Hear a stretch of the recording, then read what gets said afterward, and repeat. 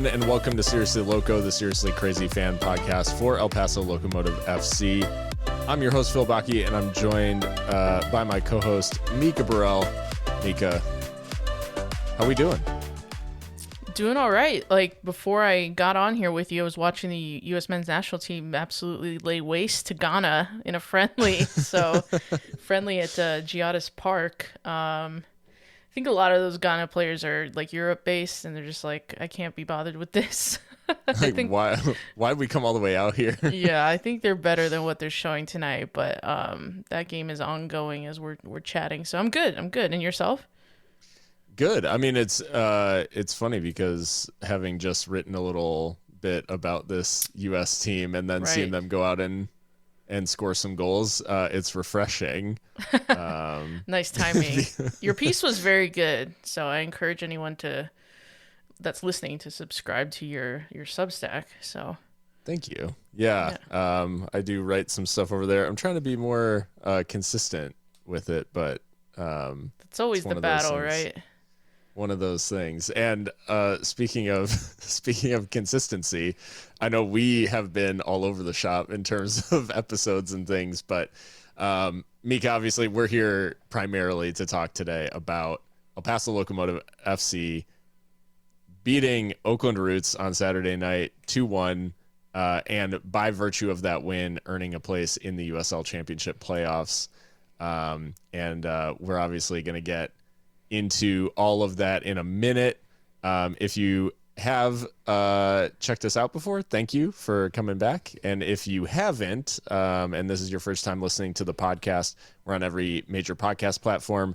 We're also on Twitter and Instagram at Seriously Loco. Check us out, give us a follow, and hit us up there because we've used some listener questions from specifically Twitter this time around to shape some of what we're going to talk about today. So we'll get on to those later, as those are a little bit more forward looking questions than this last weekend's match. But the Seriously Loco match review.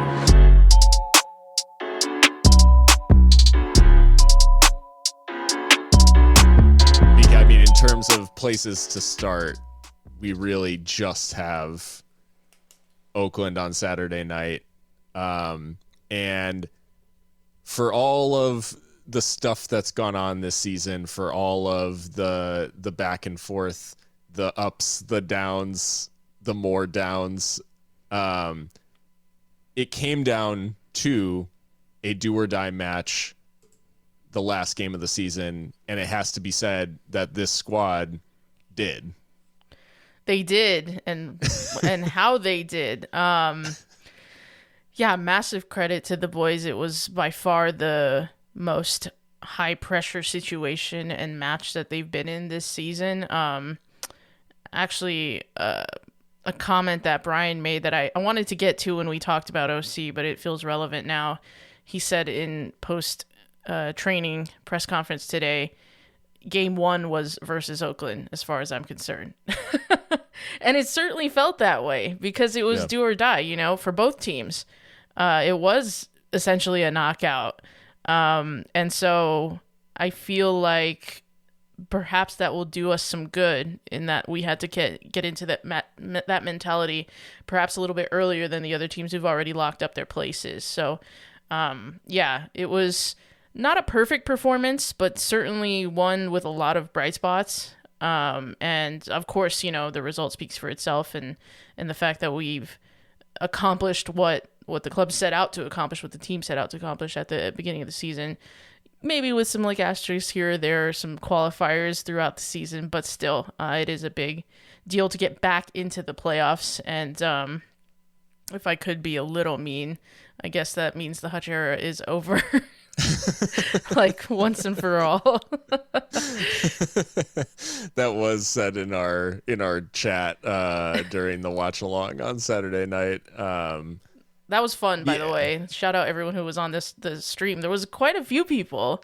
Yeah, it was cool. The amount of people that came and hung out, it added to the sort of playoff feel of that match. Where, I mean, I know USL isn't structured this way anymore, where it's 8 teams get in and you play just full single elimination, with 8 teams on either side of the bracket. But they sort of inadvertently scheduled a play-in game, like a wild card round, essentially. Right.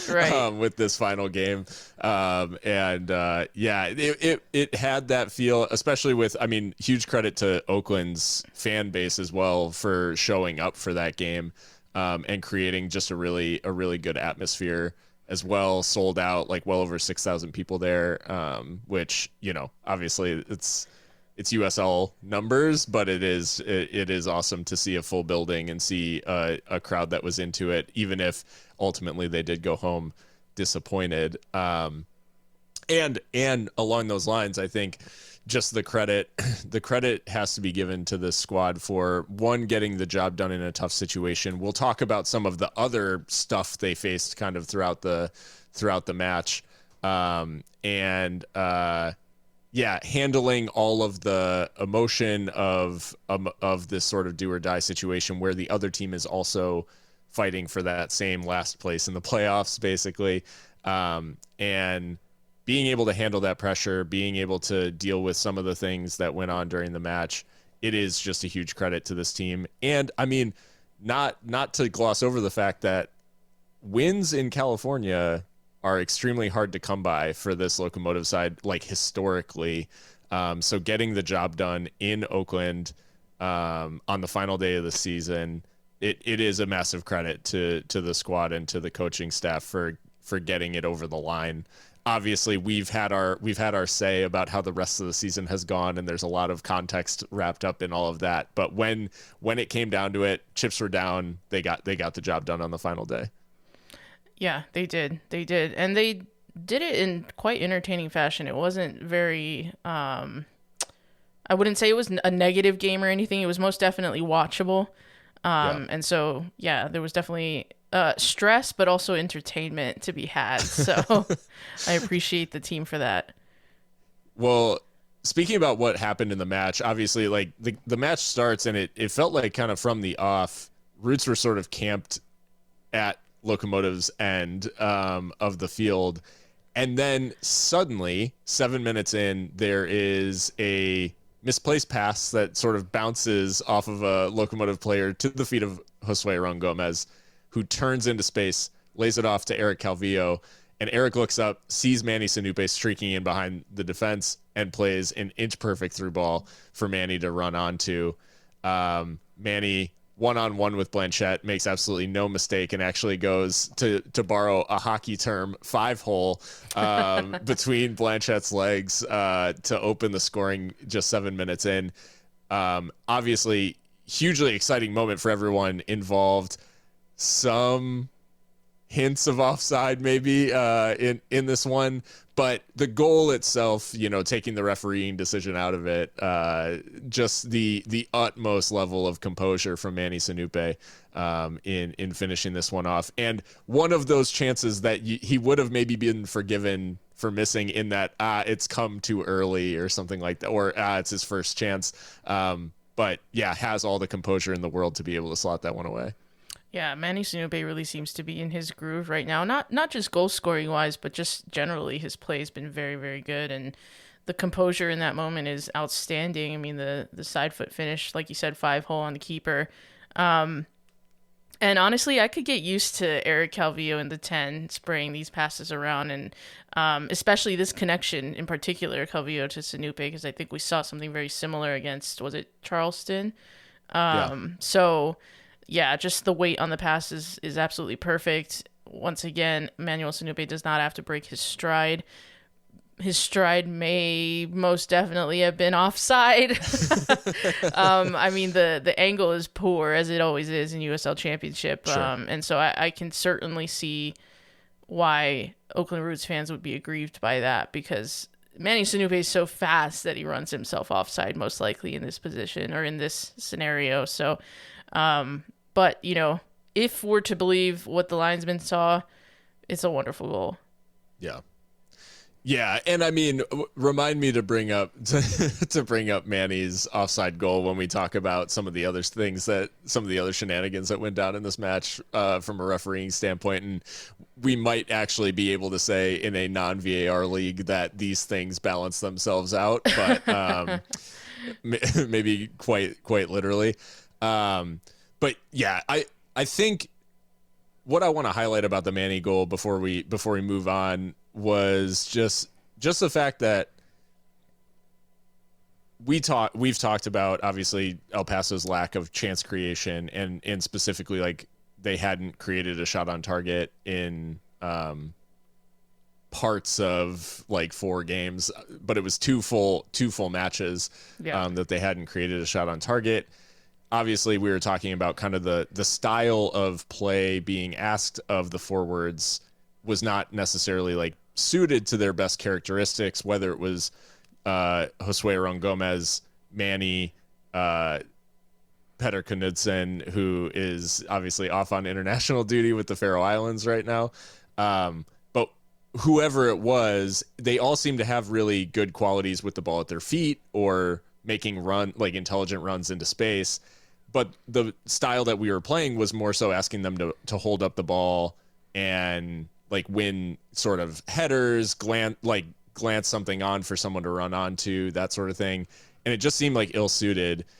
So seeing this sort of moment where Manny sees us win possession and immediately starts making this darting run outside to in, like in between the center backs, that's exactly the sort of situation that you want Manny Sonupe in. Like, you want him making a run into space where Eric Calvillo can pick out that pass and give Manny the chance to run onto it and score.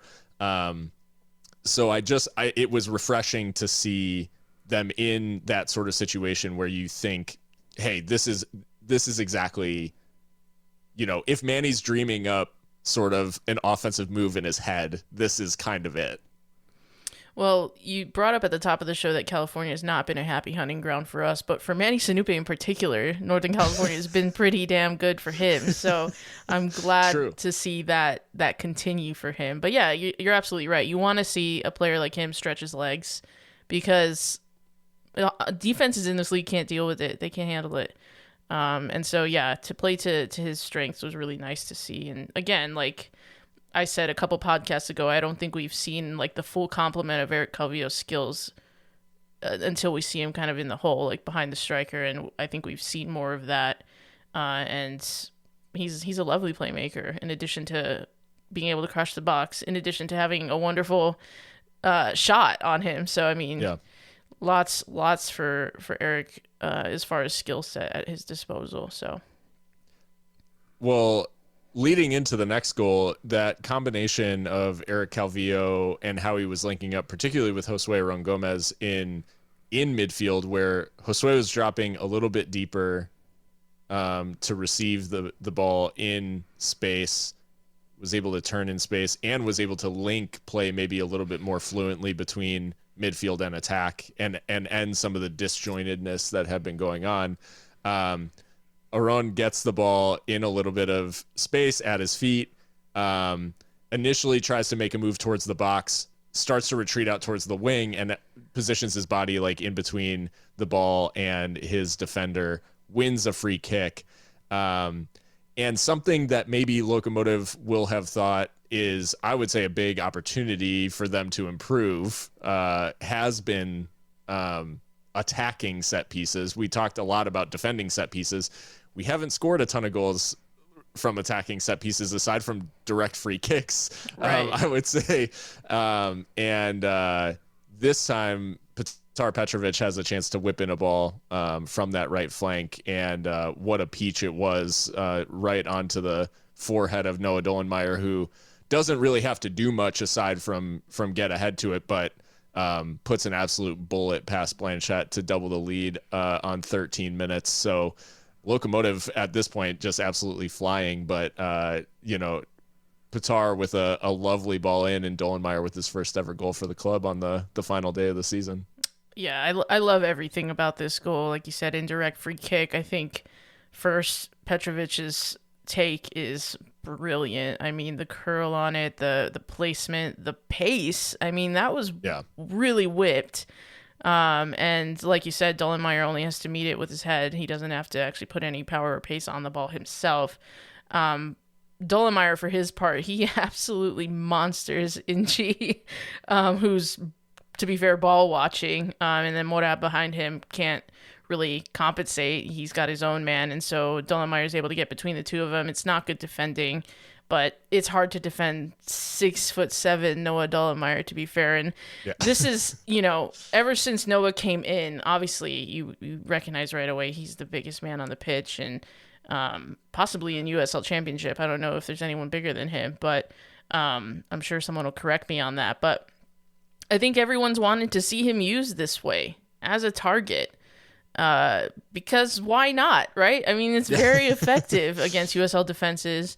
And it was a nice moment for him too, because, coming on loan, having maybe had high thoughts for his career, having been a high draft pick for LAFC, right? And, maybe being sent out on loan, maybe that's not exactly what he envisioned, but it's nice that he's shining here. And maybe he can become, something more permanent or extend the loan at least. But I think he's been outstanding. And so it's really nice for him to get this goal, especially when he had really a rough time in Memphis. Yeah. So it's nice for him to bounce back as quickly as he did. Yeah. And I mean, you can see how much it means to him too in scoring the goal. Like, I mean, it would be easy sort of for the loanee to kind of just high five the teammates and not feel the weight of the occasion, because like, hey, at the end of the day, I'm contracted to another team, and I'm going to go back there. His reaction is like 11 on a 10 scale. Bit of a Jude Bellingham type celebration almost. Yeah. And just like absolutely, so he's just absolutely loving it. Goes to the corner, and you could just tell that it was really important to him. And whether that is because he's just like fighting for, he's fighting to show what he can do. But I think it's clear that he's invested a lot in the situation the team is in, and he's been a huge contributor. I mean, I think it's safe to say, and this is not like shade to the squad more generally, it's just a reality of like when Bense left the team, there's a very real world in which like we don't find a genuine solution to that defensive problem, and we don't even have this opportunity to make the playoffs on the final day. Because it was rough like there for a while, and Noah has been a big part of why it's worked. Obviously, alongside Navarro and McHugh learning this back three system, like getting to grips with it, and it has definitely improved.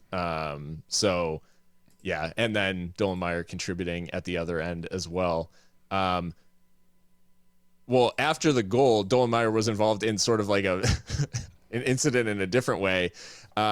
He's matched up against Johnny Rodriguez, who's trying to get on the ball. And this is literally like seconds after the kickoff to restart the game.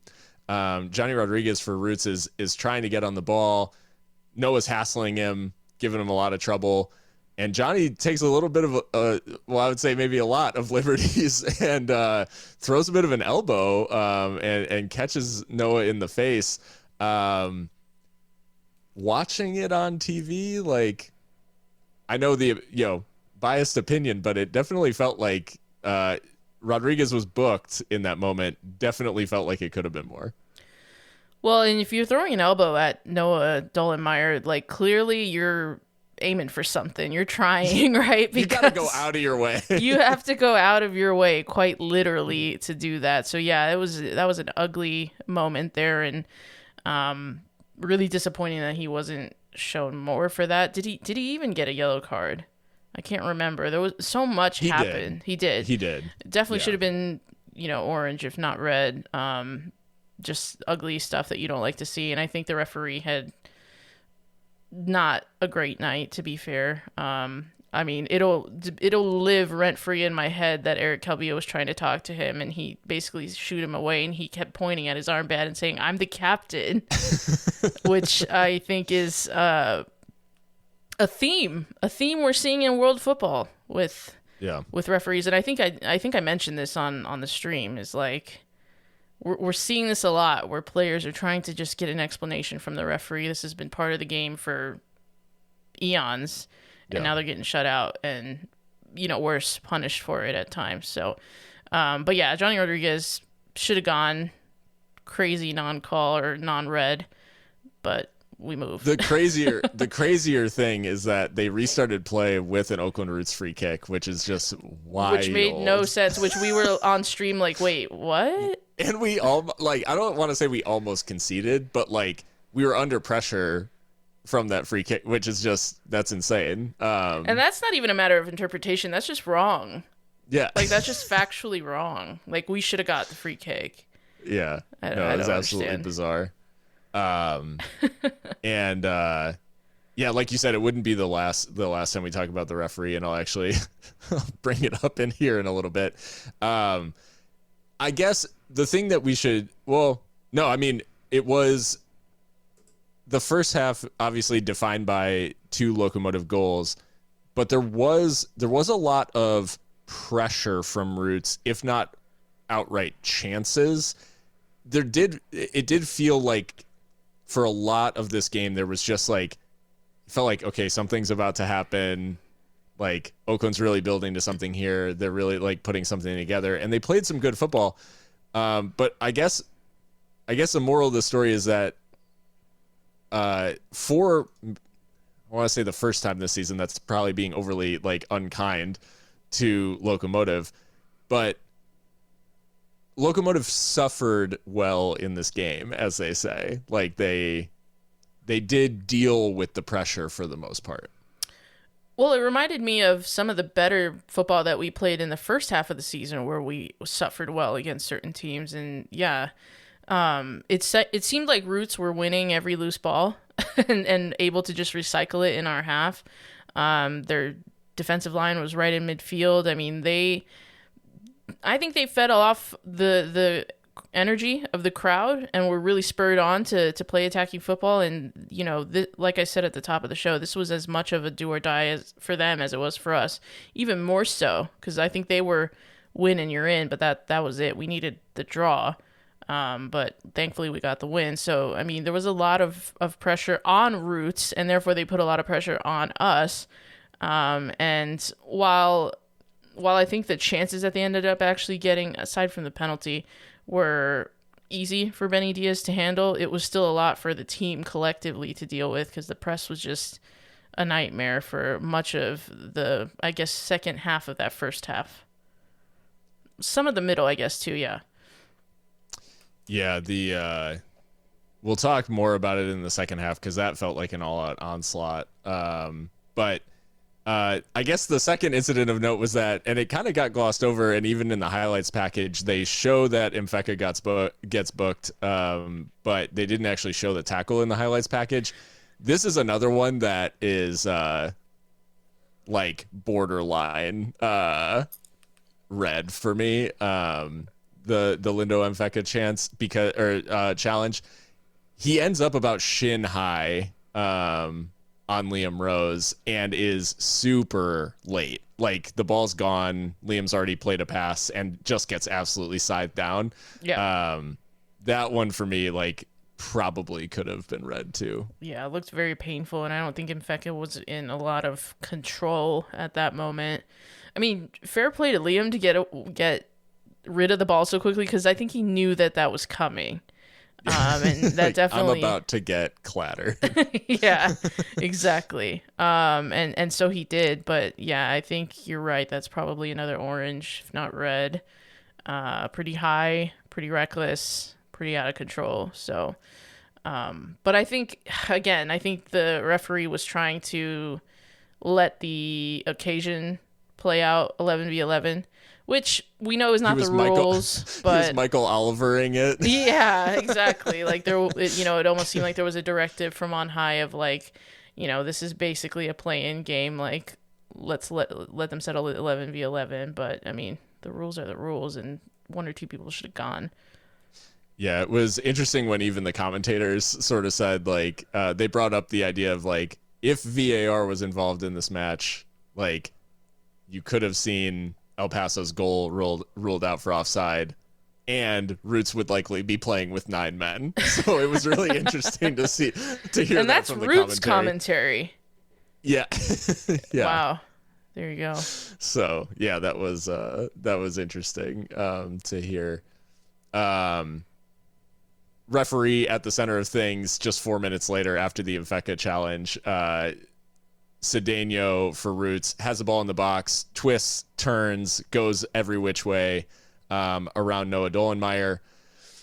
He turns back and I think trips over his, like, on his own move, but sort of accentuates the if there was any contact, which I haven't been able to see watching it back. But referee gives the penalty. And obviously at 2-0, vital moment in the game just before halftime. And we're talking on the broadcast about how, hey, just get to halftime with 2-0. Like, you know, just preserve the lead. And then to give away a penalty there, obviously, I mean, I think it's obvious that I thought it was soft. I thought that there was a lot of kind of embellishment of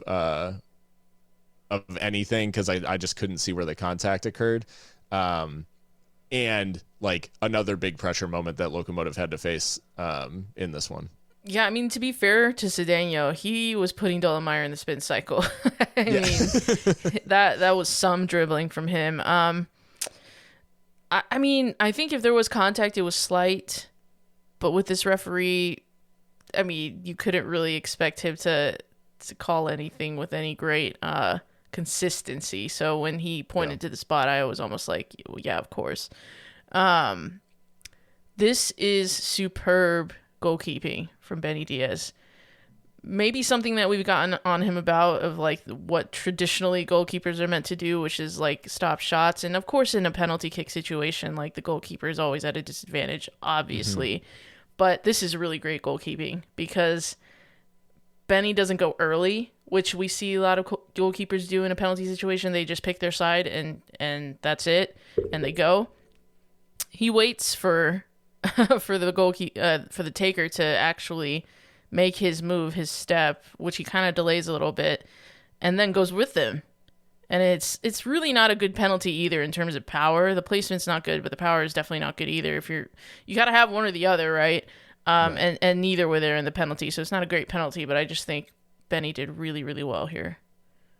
Yeah, and I think Benny still does well to get like down, because it's one of those where it's like, it is sort of central, but it's low, and there are times where keepers almost like dive over that.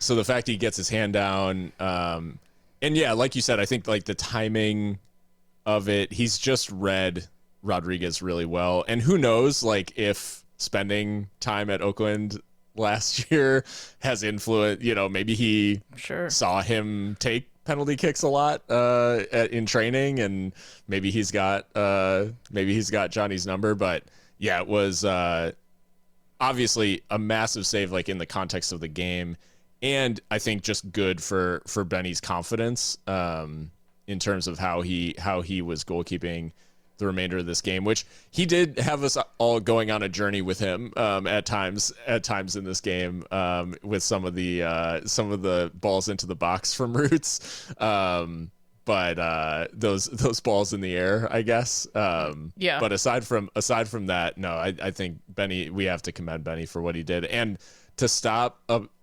penalty, like in that situation, away from home, just before halftime, to preserve a 2-0 lead, like that, it really is, I mean, one of the clutch situations that Locomotive faced, and given what happened at the beginning of the second half, literally key to the outcome of this game.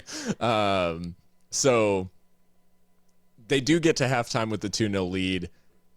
There was talk in the Roots Twitter sphere about like what changes were going to be going on at halftime.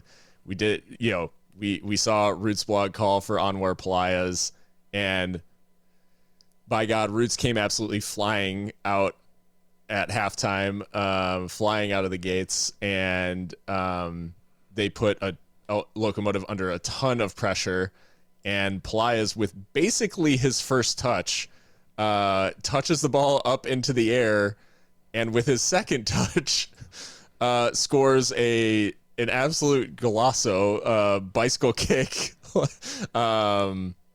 to make it 2-1 right after halftime, and basically worst case scenario start to the half for Locomotive. But I mean, unbelievable goal, and you really can't draw up a substitution better than he comes on and scores basically with his first touch.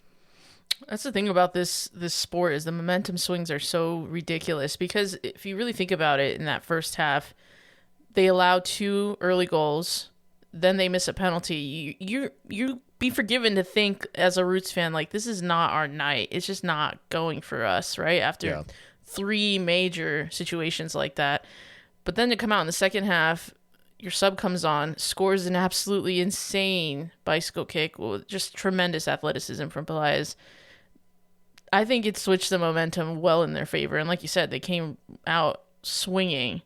And yeah, it was a wonderful goal. I don't know what else to say about it. I mean, it ends up being, a sign-off goal for their season, unfortunately for them. But still, though, at least it gave the Roots fans something to cheer about on the night, I guess. Yeah, it ended up being more Benteke at Old Trafford than Bale in the Champions League final, but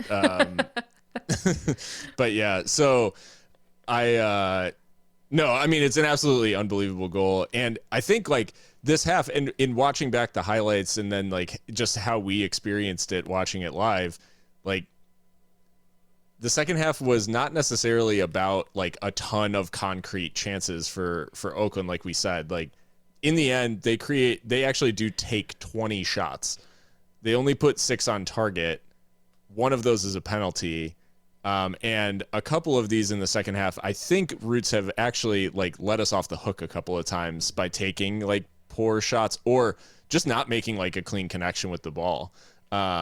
One in particular I can remember is, I think it was Reed, like dribbling in off the right-hand side, gets into the box, space sort of opens for the shot, and I'm thinking like, oh man, like if he puts his laces through it, and he just like, he side foots it and doesn't make good contact, and it's kind of straight at Benny.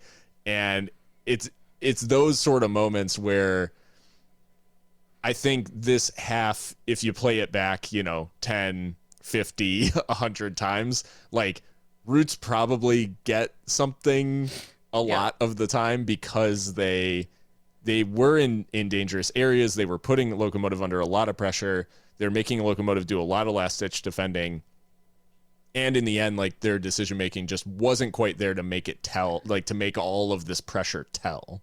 Exactly. I was going to say, kind of to your point, Roots brought a lot of the physicality, a lot of the pace, a lot of the pressure in the game, but maybe technically is where they fell down a little bit, because, like you said, 20 shots, but not many of them go on target. I mean, 6 is respectable, but for a crunch match like this, I mean, with as much pressure as they had, I think you expect a little more, and you expect to work the keeper a little more, because even some of those shots on target were, caught.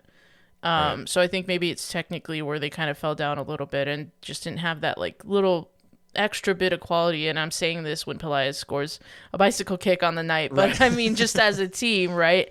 Perhaps that was what was missing from the recipe for them, so to speak. But I mean, they made us sweat, didn't they?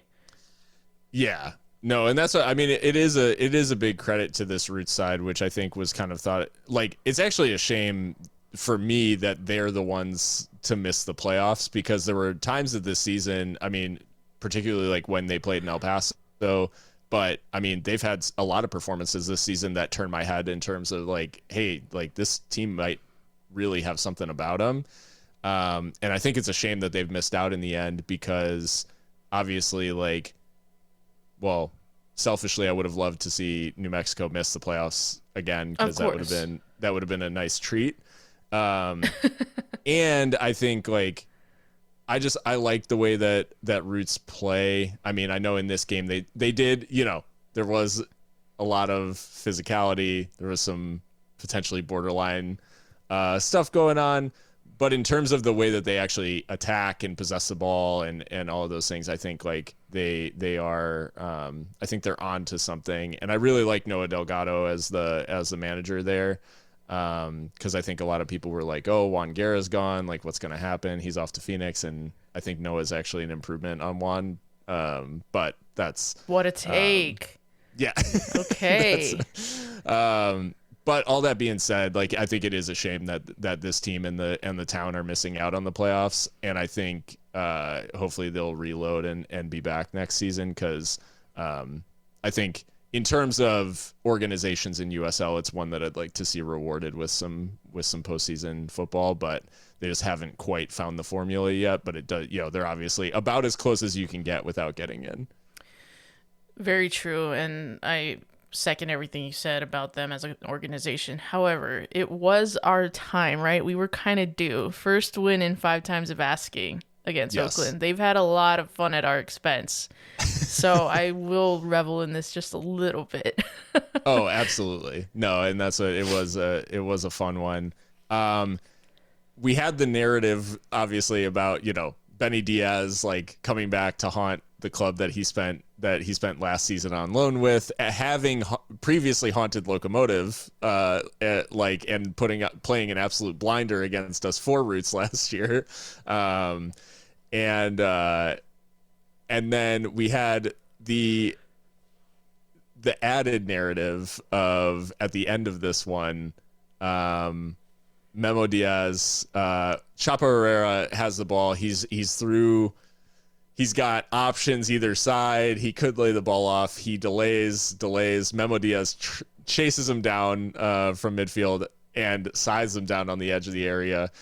Gets a second yellow card and is sent off. Obviously, Memo, we always think of him as a Locomotive player, and obviously as a local lad, we're happy to see him continuing his career and becoming a staple at Roots. But tough way to end the season for Memo, making a challenge that he felt he had to make.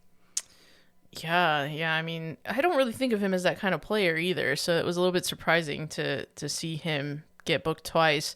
Yeah, talk about borderland violence. I mean, Memo and Chapa, crazy. Well, and it's funny because I'm pretty sure they're pretty close. Yeah, I think they were like chatting it up a little bit during the game or maybe afterwards. I can't remember, but I thought I saw that. Yeah. Gomez too was talking to Memo during the game. Might have been Gomez actually that I was thinking of, but yeah. Crazy. But yeah, tough way to end the season for Memo, and so I guess he'll probably serve a suspension at the beginning of next season right. Which is all that being said, Mikka, I mean, obviously, like we said, gutsy performance from the team.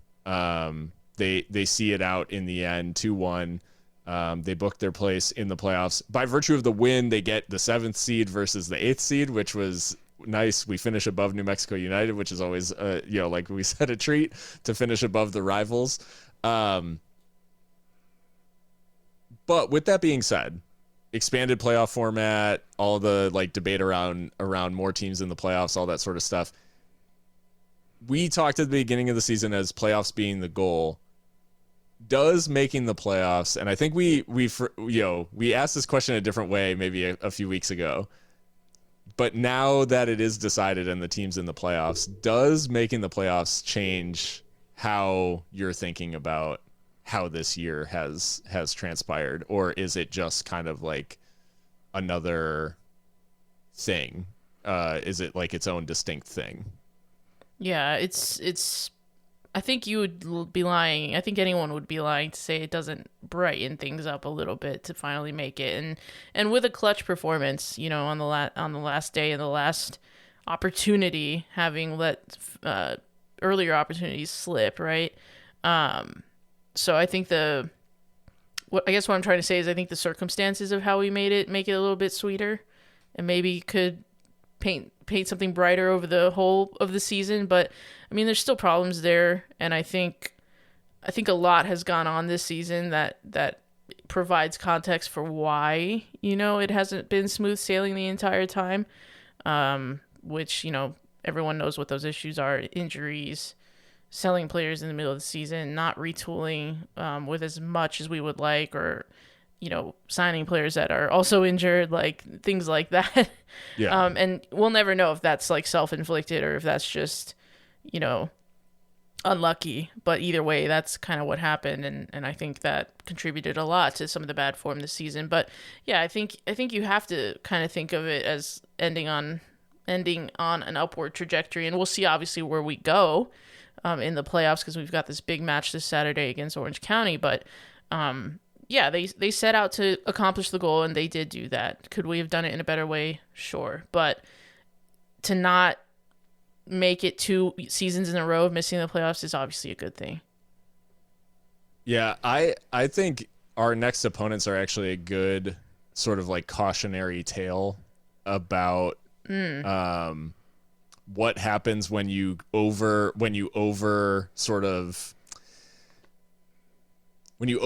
it in terms of like good postseason run, papering over the cracks of like what is going on organizationally, or not organizationally, because Orange County's I think a well-run organization, but more so on the like in the squad specifically, or in the coaching staff, like sure, providing maybe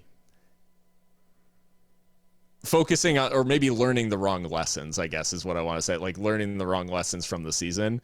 Orange County goes into, in 2021, goes and wins the USL Championship on a surprise run all the way to the final, like obviously powered by Ronaldo Damas, and like they, it's this huge story, big underdog going into Al Lang and like winning the championship. That was obviously a massive upset, all of that stuff.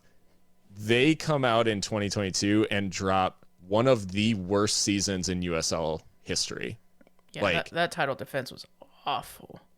Like it was, their title defense was over like 2 games into the season. It was like they were just done. And it ended with them then persisting with that coach halfway into this year, which they did end up sacking him. And I'm not saying that anyone should lose their job over the season or anything like that. That's not where I'm getting. But there was almost like immediate improvement when they made the change, right? And their whole season turned around partway through this season, when it was looking like they're about to lay another, like they're about to just be one of the worst teams in the league again. They're now like, they finished second in the West. They have an absolute like unbelievable second half of the season, although there are some like hiccups, and we'll talk about that more. But that to me is like the worst case scenario. Is like, I think we always had during the Lowry years, I think Mark always had that sort of image of like, first season we want to be in the playoffs and be competitive, make a run. Second season we want to be like competing, more comfortably in the playoffs and like and make a deeper run if we can. And then the goal, season 3 was like be the best team in the league and like win the league, right? Like that was gonna like, yeah. And so I think like, if we're not doing that, in the aftermath of these playoffs, whatever happens, whether it's a first round exit or we win the whole damn thing, like if we're not also thinking, okay, how do we go and finish in the top, 2 or 3 teams in the West next season? Like if that's not the learning out of this, is like, how do we progress from finishing 7th to finishing, 3rd? Right. Or whatever. Like, how do we make that jump? Competing like at the absolute top of the division, which we did for, a period of time this season. So I think like whatever happens, it's not necessarily like, it is obviously, I love that we're in the playoffs and we're in the mix now. That's like all that matters in a league with playoffs, right? You can win the Players' Shield, and Pittsburgh, like well-deserved winners of it. And it ultimately doesn't mean anything in winning the league, because that's the structure we have. And I hope that the takeaway from this year is like, hey, we were some distance off where we want to be. So we've got a lot of work to do to make sure that we're back up towards the top of the West next year. And So that's, and I'm sure that is like, you know, the goal of everyone at the organization, but I just like, I don't want us to think like, oh, good, we made the playoffs, like, job done, you know. And that's why I posted the George Bush meme on Seriously Loco, is like, mission accomplished, right? Like it is, but it isn't. You know, the work's like far from over in terms of this squad. I think I saw someone reply like, "We all know what happened after this picture." It's like, oh yes, you understand the joke. Good. Yeah, like that is the joke. Like, don't use this picture. You know what happened next. I'm like, do you think I was posting this like for real? Like, for real? Genuinely. I'm posting the like, hey, remember everybody when we won the Iraq War? Sorry. Anyways. Anyways. So, the Seriously Loco match preview. This segues nicely into playoff matchup against Orange County, obviously in Orange County, this Saturday. Kickoff's late as hell, for whatever reason. It's like an 8:30 Mountain Time kickoff. Which I guess is like prime time in California, right? So yeah, it's a 7:30 kickoff. Yeah. It just feels late. I don't know. Even late. 7, like even an 8 o'clock Mountain Time would have felt like. Well, and it's like 10:30 for you, so oof. It's 10:30 Eastern. Yeah, it is. It's gonna be a fun one. USL After Dark. So huge matchup. Obviously, it is. Like you said, the club's been in do or die mode now for a little while. They did in this first, you know, our little play-in round against Oakland. So now they get to take on Orange County. We did get a question from @HerbieTaylor73 on Twitter asking specifically for Locomotive, like what shape and what lineup would you use with who's available right now? I mean, Mikka, given what went down in Oakland, do you expect to see many changes from the squad that got it done in Oakland, or do you think Brian persists with the team that won? I don't see any big changes on the horizon. It's one of those things of like, don't fix what ain't super broke, I guess. Yeah. I think we've had our criticisms of the 3/5 at the back and how when we switched to a 4 in the game in response to some of the adversity we faced in these past couple of matches, we've been better. So short answer, no, I don't see a whole bunch of changes. I mean, unless Knutsen's back, do we think he'll be back from European Euro qualifying duty? It's a good question. So Faroe Islands played yesterday, I want to say. Is that a lie? Or the day before?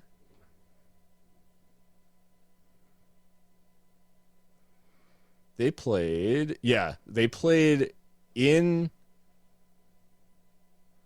Czechia.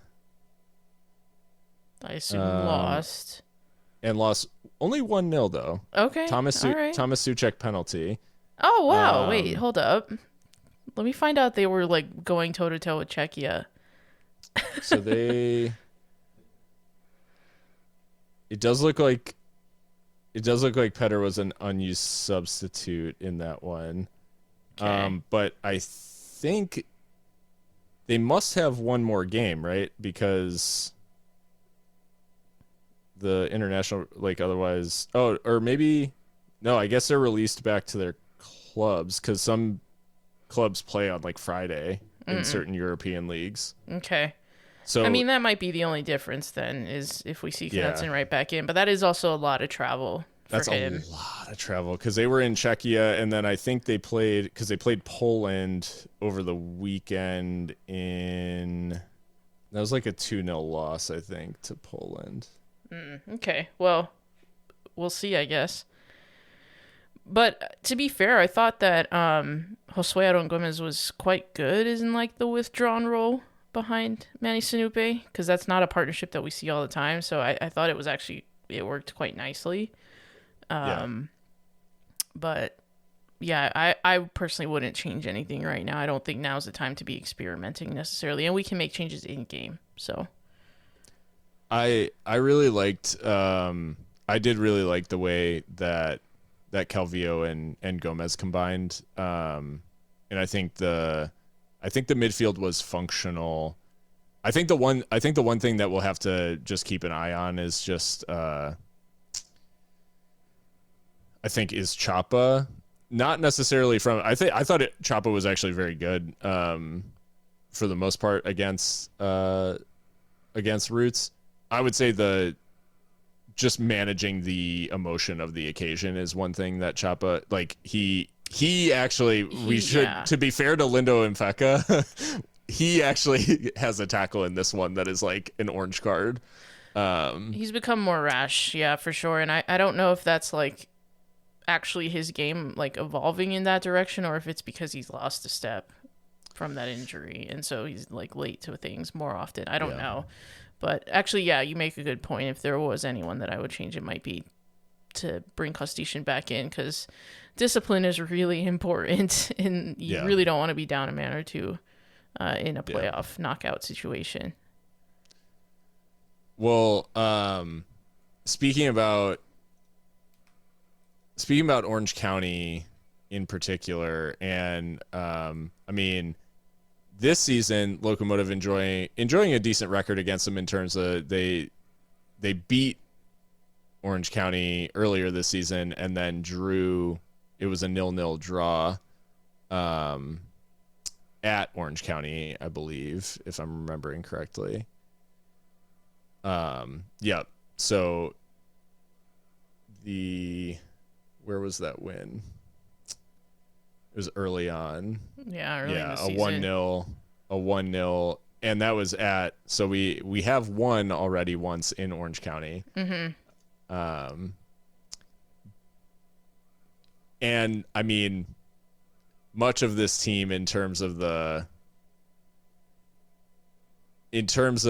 Orange County's dangerous players, it kind of, I don't want to say it starts and ends, because they have obviously quality players in the side, but it's kind of pointless to start anywhere but Milanolowski in terms of players that can impact this game for Orange County. 20 goal involvements. 16 this season of for those Orange are County. goals, and he's scoring at like a goal every other game clip. So, and from the left wing position, no less. Yeah. So, I mean, he's a joke. The North Macedonian American, I believe. So. Yeah. Yeah. And he scored. It's worth noting. So they have 3 wins in a row.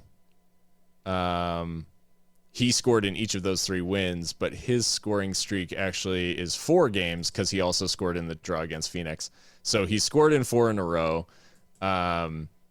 And that's a 1-1 draw with Phoenix, a 3-1 win over Roots, a 1-0 wins over both San Antonio and then Monterey Bay on the final day, which actually catapulted them up to second in what ended up being a very, very tight race there between second and fourth in the West. I think there is something to be said for the fact that like they did have a little bit of a wobble. And I say a little bit because it was 4 games without a win. Mm-hmm. Other than that, in like the second half of the season, they've been really, really good. Yeah, I mean, I went and kind of dove into the stats a little bit just to see what it is that's making them good. And I mean, they're first of all very stout defensively. I mean, an XG against of just 33.7 with 39 goals conceded. That's the second lowest in the league, behind only Pittsburgh, which, I mean, wow. Pittsburgh, right? Yeah. They're the gold standard for defending, I think, in the league. And so that makes them lowest in the West, of course. And, you know, with that becomes a certain, like, comfort level without the ball. I mean, they've got the 3rd lowest ball possession percentage in the league. That's second only to San Antonio in the West. But yet, they are efficient because they have the most touches in the penalty area in the West. They play... OC's game is very much like a lot of through balls and a lot of deep progressions. I mean, they're very good at that when they do get on the ball. So I was trying to pinpoint a weakness that we could maybe exploit, and it is that OC have conceded 7 goals from headers. So let's get Dollenmayer into the box and see what we can do. But, I mean, Phil, do we think this is probably the most favorable of the top 4 sides that we could have been matched with? Because, I mean, for me, SAFC games are way too spicy. I don't need that in the first round in my life. San Diego has too much to play for. And San Diego's got all the narrative weight. Exactly. And Sacramento is the best. So I just don't I don't want any parts of any of those. So I mean, not that I'm disrespecting OC. They have a championship as recently as 2021 with, namely Eric Calvillo, but is it a good matchup? I think that if from a purely objective standpoint, if you're looking at that top 4 and you're saying which of these games is favorable to Locomotive, both from a matchup standpoint and a historical standpoint and maybe a rivalry standpoint, all that sort of stuff, I think all the factors point to OC being the best draw that we could have hoped for out of those teams that you mentioned. That being said, again, absolutely no disrespect to Orange County. It has way more to do with the fact that Locomotive just don't have the history with OC that they have with San Antonio. And then I think, the story of San Diego right now, nobody wants to touch that with the fact, the whole bury me with the cup and all that sort of stuff like that, which is kind of badass. I'm not going to lie, from San Diego fans. Very poignant. Yeah, it's pretty dope. Although I would, I wish it wasn't necessary, but yeah. One, I would hate to see yet another list of champions just be made up of a bunch of teams that don't exist, because that's just a thing in Rochester Rhinos type beat. Yeah. For those who know late stage NASL, San Francisco Deltas as well, to use another Bay Area team. So yeah, or another California side, but yeah.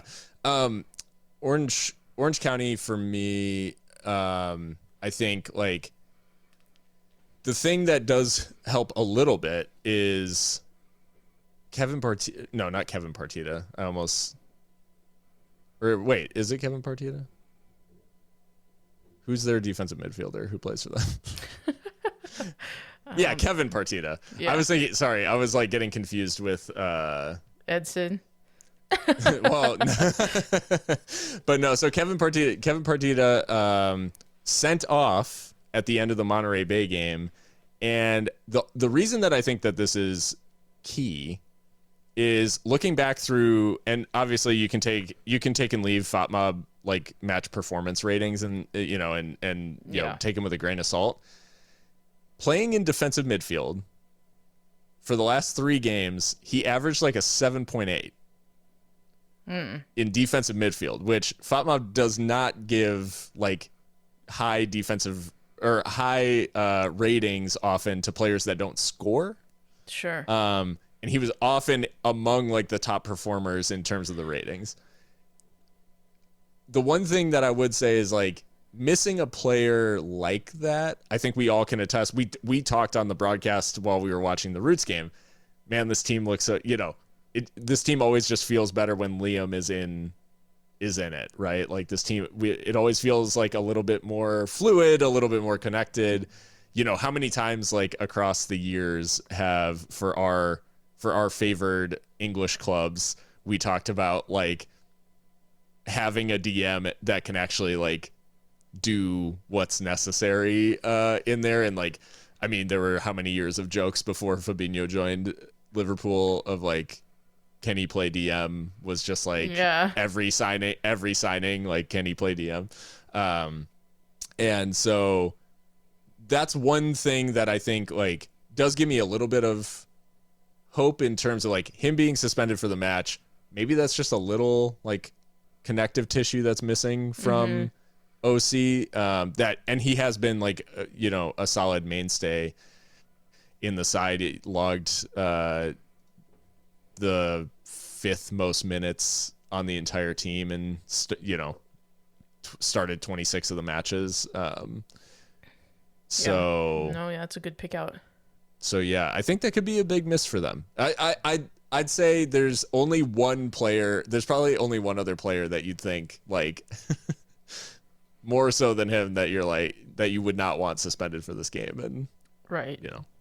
It's Olaski. So, to highlight even more so how much of a joke Olaski is, because and for those who aren't aware, Milan Olaski has also already agreed a move to Nordsjælland, I believe.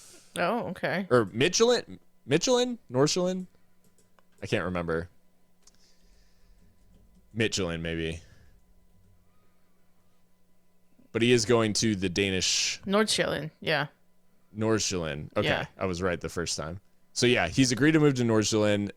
It was a little bit facilitated by their manager, whose name I definitely know.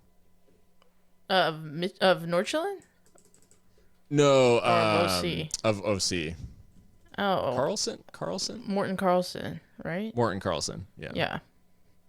So yeah, I think just to highlight, so Olaski, he's already on his way to Europe in the summer, or well, I guess in January.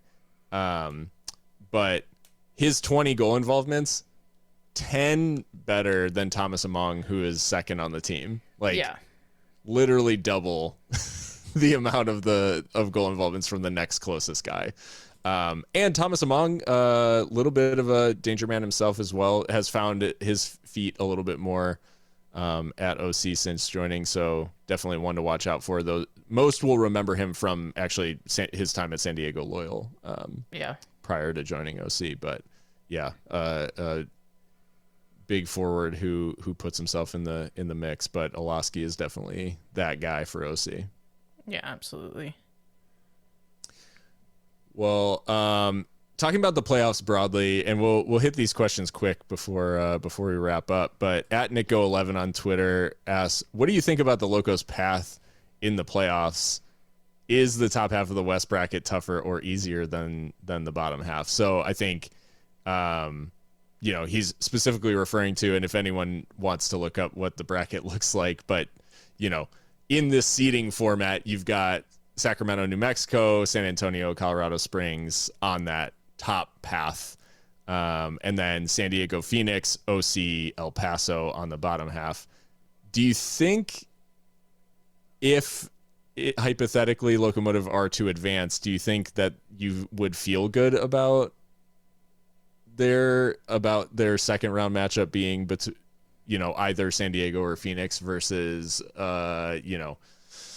Sacramento or New Mexico, I guess? Like I said, I don't want any parts of San Diego. I think that there's something like mystic about them right now. Yeah. I mean, their last game of the season was absolutely incredible. And I'm glad that they're continuing on, to be honest. Phoenix, I don't think you can ever write Phoenix off. I mean, they just have so much like institutional memory of what it's like to win, and win often. So that would be, for me, tougher footballing wise. I think it's tougher mentality wise to face like a rival, right? Mm-hmm. In New Mexico United, that's just too much for me. But yeah, I would go with the former as being more difficult, I think, on paper. Yeah, I think any side of the bracket with San Antonio on it feels like a challenge. The soonest, so I mean, that being said, the soonest that El Paso and San Antonio could face off in a world in which they both advance would be the conference final, which, my word, what an occasion that would be. Yeah, especially in a rivalry that's gotten significantly spicier over the games.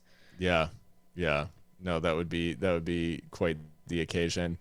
At Ebout27 on Twitter also asked, now that we are in the playoffs, how would you define a successful playoffs for this team other than the obvious of winning it all?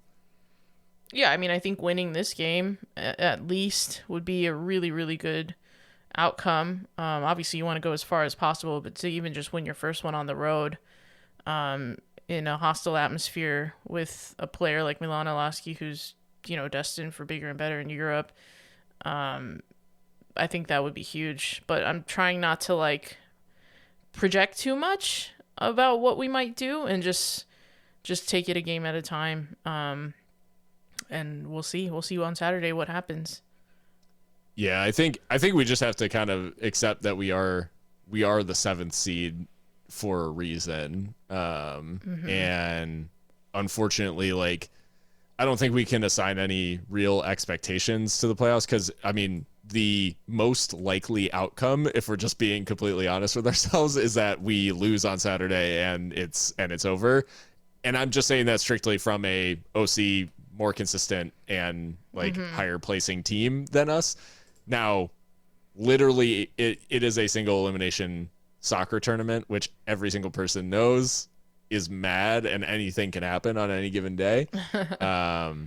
So yeah, I don't know that we can attach a lot of expectation as fans to this playoff run.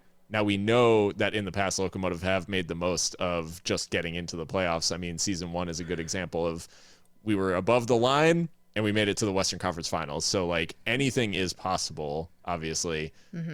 That being said, I don't think we can attach a ton of expectation aside from, like you said, Mikka, just like taking it a game at a time and just enjoying the fact that we get to have a rooting interest in the playoffs again. Because last season was brutal, having to watch from the sidelines. I was looking back through our StreamYard streams, the fact that we had hate watching the USL playoffs.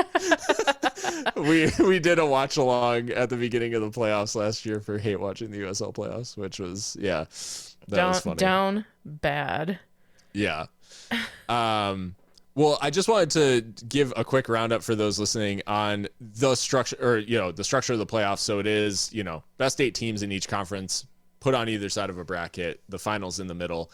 The matchups in the first round: Sacramento, New Mexico, the 1 versus the 8. Obviously, Sacramento big favorites for that one.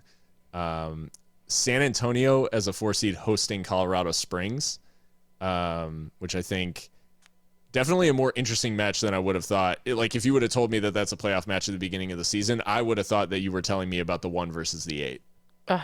Yeah. Not the 4 and 5, which is an interesting spot that San Antonio's found themselves in. Yeah, balanced. San Diego, Phoenix, like you said, that one's a little bit spicy. Obviously, San Diego getting a home playoff game is huge, because they celebrated sort of the last home game. Turns out it wasn't the last home game, so they get one more hurrah at least. And obviously, if they advance, they'll get some more. But sort of this farewell tour for San Diego Loyal continues, and then Orange County, El Paso, like we talked about. In the East, Pittsburgh, Detroit, which the final day had Pittsburgh 0, Detroit 0, which, like, what a result. I guess that feels, though, on another day, a little bit of like David and Goliath to me. Yeah. Especially, I mean, there's a little bit of narrative there where it's like Bob Lilly going and winning the Players Shield, like, best record in USL. Detroit, Trevor James is now transitioning into like a front office role at the end of the season. So this will be, whatever their last playoff game is, will be his last game, like, in charge of the actual playing staff. So there's a lot of like emotion there, I think, for Detroit as well. So it'll be interesting to see how the squad responds to that. I mean, obviously Pittsburgh heavy favorites for that one. More interestingly, Memphis, Louisville, and Memphis actually, because due to Louisville's result on the final day, Memphis squeezing in at the 4 seed ahead of Louisville. So Memphis hosting Louisville, which I think Louisville have had the significant wins in that fixture. Yeah. 6 to Memphis' 3 or something like that. Yeah. Well, and it's crazy just to see Louisville as a 5th seed, because they are USL royalty. Well, both these teams have had a penchant this season of getting smacked and smacking others. Yeah. So, yeah. Speaking of getting smacked and smacking others, Charleston versus Indy 11. Charleston, the ultimate of that. Yeah. Yeah. Charleston have been on the end of some absolute beatings this year, both as the beater and as the BT. They've just been, it's been crazy, like some of the swings. Cause I think they got beat, 7-0 by San Antonio? Something ridiculous like that. Yeah. Indy 11, obviously, like everyone will be watching with interest with Lowry in charge, and a lot of former Locos involved in that one. But good for them getting into the playoffs, and I think they finished the season much stronger than they began it. It has to be said. And then Tampa Bay hosts Birmingham Legion, which is the two versus the 7. Nice almost Southern showdown there.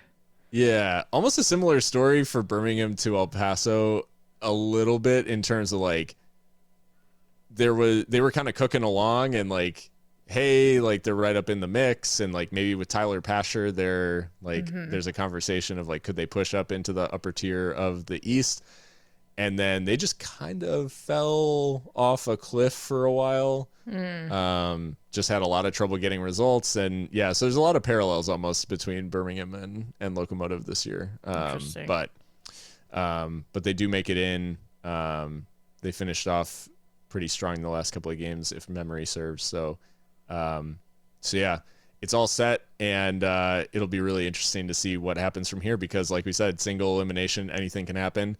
And as set as some of the, or as lopsided as maybe some of these matchups feel, with, particularly the 1s versus the 8s feel, like, it's just going to be a walkover for Pittsburgh and Sacramento, and like they're just going to be favorites all the way through. It's really a lot more complicated than that when you actually play the games. Start playing games in a single elimination format. It's like over 2 legs for sure, but yeah, one night, like anything can happen. Absolutely. Yeah.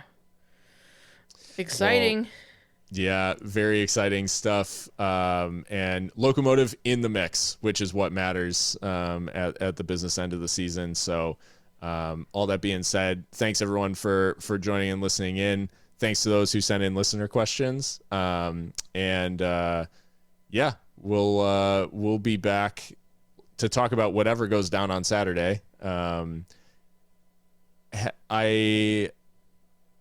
I don't know. Have we talked about doing a watch along? I feel like we should, but I don't know if you guys are able. Let me see. I don't know. I haven't thought of that, but we should. We'll see. Yeah. Yeah, we'll see if we can get in the playoff mix with a watch along. And if you are like, where does that happen? That's on Twitch, YouTube, and Facebook. So just search Seriously Loco in any of those platforms. Twitch and YouTube, well, all 3 of them are good. I know a lot of our followers mostly watch on Twitch, so it is, I think, like the easiest way to watch, but or maybe it makes for the better viewing experience. But we always love everyone coming and hanging out in the chat and like getting involved. Yeah, we'll be back to talk about whatever happens on Saturday, win, lose, or draw. Well, penalty kick, win, lose, or penalty kicks, I guess. And yeah, hopefully we'll be talking about another game. But like I said, just gonna enjoy the ride from here. And yeah, until we are back talking about more Locomotive, stay local.